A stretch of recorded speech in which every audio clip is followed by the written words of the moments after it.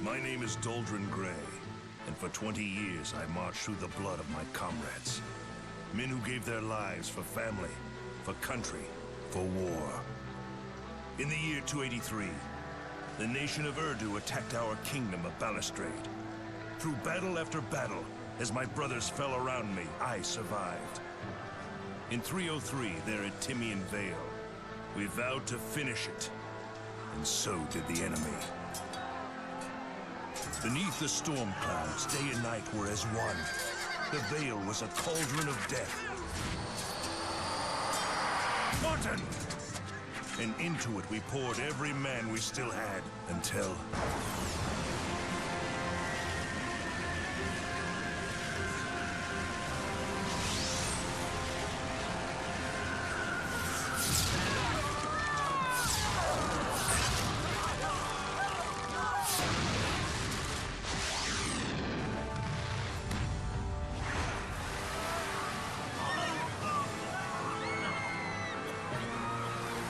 It was God who ended the war, and with it our hopes for victory. He left our children fatherless, our crops unplanted, and our kingdom in need of a savior.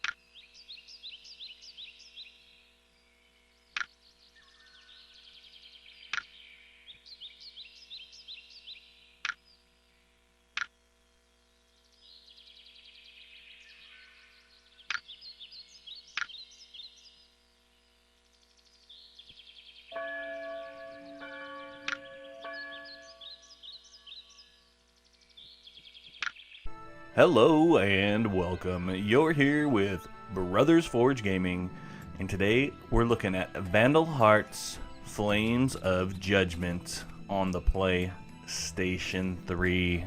Now, one interesting thing about Vandal Hearts series for us is we grew up playing this on the PS1.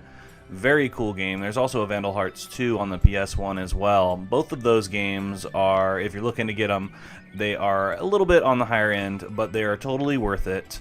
I don't think I ever beat the second one, but it's kind of a longer game, and I think I played through it kind of like right after I played through the first one, so I don't know what happened there. I definitely want to pick up the sequel to Vandal Hearts. Oh my gosh, but that thing is rather up there, like I said. And anyway, I'll find it one of these days and play through it. Now, I have been considering toying around with the idea of playing through Vandal Hearts, but I've been doing some longer RPGs, and I'm just finishing up with Breath of Fire 4. That is also another PlayStation 1 game. There is 3 and 4 on the PS1. The other 2 are on the SNES. If you're looking to play those, excellent series, very underrated. One of the few series that has not received a reboot, to the best of my knowledge. And that was one interesting thing about this game here, Vandal Hearts on the PlayStation 3, is this is a sort of reboot. Now, was this game right here a successful reboot? It's really tough to say. The first 2 were so good, and at the time it was cutting edge kind of thing, and you fast forward to now, and this game on the PlayStation 3 at the current time it was made was run of the mill. It wasn't anything extraordinary in terms of graphics or capability or anything like that, but it is super cool that it received a reboot. Very awesome. If you like strategy style RPG games, you can't miss this one. And again, if you don't feel like going and shelling out the bucks for the more expensive games on the PlayStation 1, what you have right here is a great entry point into the series. What's great about this game is anybody can play it. I don't believe if there was a difficulty setting. I didn't look into that. I did go over the options there in the beginning to give you an idea. And then you're going to get a lot of these text boxes throughout. And that was one of the things that made the original Vandal Hearts so good, was the story. Oh my gosh, it sucked you in. Those battles, they drew you into the very edge. And some of them were really difficult as well. Like there's a couple in there I still have trouble with, even though I've beaten the game several times. And within the original Vandal Hearts game, there are certain things you can do to unlock the Vandal Heart armor, and that's the only way to truly beat the game. Now, I did try to do that. I think I got pretty close. There's one battle where I could not get the last piece. I couldn't find it or something, so I need to go back, revisit that. I think I kind of gave up on it for whatever reason, but I definitely want to do that. So if you're looking to play through that game, keep that in mind. Maybe look up some information on it so you know what you're dealing with. But essentially, there's certain spots on the map you have to get to before the battle's over and dig up treasure, various things like that. Now, I did not really see that in this game, but when I played through it, it was good, but I don't know. I was having reservation feelings. I'm like, maybe if I just play through the game, I'll want to go back and play it. But, I just wasn't getting that same feeling. So, that being said, seeing as this is not the first Vandal Heart game I played, maybe it wasn't as compelling to me. Maybe now I'm older. Maybe I wasn't in the mood for a game like this. Maybe the characters just seemed below kind of like my age group. Like, this could have been made more for, a teenage or younger audience. Whereas, the time when I played it originally. So, anyway, all that being said, it doesn't mean it's a bad game by any means. And like I said, especially if this is the first Vandal Heart game you're playing, very excellent place to come in. It is available as a download on the PlayStation 3. I don't believe you can get a physical copy, but you never know with those things out there. Companies like Limited Runs putting stuff out. I know that's more of a current gen situation, but anyhow, assuming that it's download only and that you can still go get it in the PlayStation Store, get it now before they shut that thing down for good. Who knows how long they're going to support PS3. I know they don't do the sales in there and stuff anymore, so that's never a good sign. And, they started closing down some of the game servers, but that was a while back. So, anyhow, it's possible you might not be able to get this. Who knows if they're going to make all of these games available on the new gen console, the PlayStation 5 coming out. We've heard that it's going to have pseudo backwards compatibility, which is cool. One nice thing about the PS3, if you had a specific model, is it would play 1, 2, and 3. Oh my gosh, what a treasure. Now, originally I had one of those. Unfortunately, I was among the many who foolishly traded it in to get a PS4. Oh my gosh, what a mistake. I figured they were all backwards compatible. I'd pick one up down the road. Not the case. Anyhow, with the new PlayStation coming out, supposedly being, backwards compatible with PS4, we'll see how that works out. It seems like it's going to be more like an Xbox 360 issue where, yeah, it was backwards compatible if you had the right game and you could download the thing and do all this. Awful, awful, awful. I don't know why they would even do that. Worthless. So let's hope they don't do that here on the PlayStation 5 coming out, and then you can just pop your disc in there and run it and be good. Would it have been cool if they would have included all the other PlayStations? Yeah, absolutely. I believe we got some kind of gibberish that, we're focusing on the new hardware, blah, blah, blah. You know what? Us PlayStation fans, man, we've been around. We've made that choice to stay PlayStation, stay true. And we want to play our old games, and we want to play them on a modern console with, save features and things, memory cards we can do without fumbling around, and the ease of our wireless controllers, that kind of thing. That's what we want. Absolutely, especially as we're getting older. And that being said, obviously I love going back and playing the old consoles. Nothing like the original experience. If you want to play the game on the original hardware, the original software, that's the best way to do it. But you know what? If you're just chilling and you're sitting in your living room, you don't have to fumble with all that business. So come on, guys. Maybe next generation we'll get something like that. Who knows? You know what? They should let us download all of our stuff into some kind of cloud and make our own kind of like, gaming-based thing. If you own the game, you can do that. Totally cool. That'll never happen. Maybe it'll happen. Who knows? Let's cross our fingers. It'll make having all those physical copies over all these years, everybody thinking you're crazy holding on to all this garbage. It'll pay off down the road. So, like I said, guys, if you want to stick around, you want to watch the rest of this playthrough, I'm just going to be going through the early stages here. It's just this tutorial thing, teaching you how to play the game. I almost wasn't going to show this part, but then I figured, hey, you know what? If you're looking about the game, maybe this will give you some insight as to about the game. I don't know if there's a couple spots in here where I really dorked it out, but bear with me if I did. What is this thing? About a half hour long. So yeah, if you want to tune in, stick around and check that out. The battles do progress. They get a little bit more difficult. I believe, like I said, when I played through this originally, I just zoomed through the game. It wasn't difficult at all. There may have been a couple fights in there that were sort of challenging. Again, if you haven't played a game like Vandal Hearts, but you've played Final Fantasy Tactics or some of those other games like that, you might be familiar with it. But I believe Vandal Hearts was the original on this generation game to come out like that. If you want to go all the way back and play some games like this, you're looking at Shining Force on the Sega Genesis. There's 1 and 2.